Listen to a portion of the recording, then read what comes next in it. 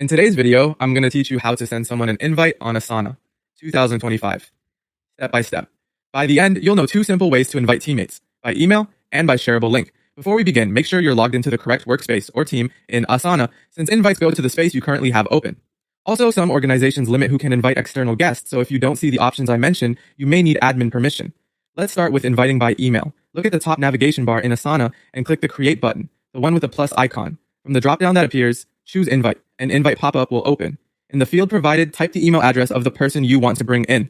Double-check spelling and the domain, especially if your company uses multiple email domains. If you see an option to add a note, a short line of context can help the recipient recognize the invite. When you're ready, click Send.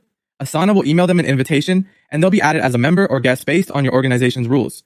Until they accept, their status may appear as pending in your workspace. That's all you need to do for email invites. Now, let's invite with a link, which is great for quickly adding several people or sharing access in a team channel. Find the Create button again, this time at the left side of your screen, and click it. Select Invite from the menu. In the Invite pop-up, choose the option labeled Invite with Link.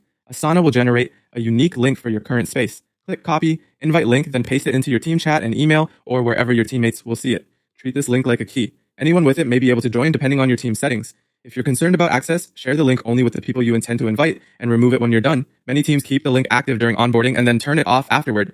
To recap, use email invites when you want precise control over who gets in, and use an invite link when you need speed and convenience for multiple people.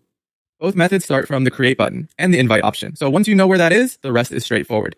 That's it for today. If this helped, follow these steps in your own workspace and get your team collaborating in Asana right away. Thanks for watching, and I'll see you in the next one.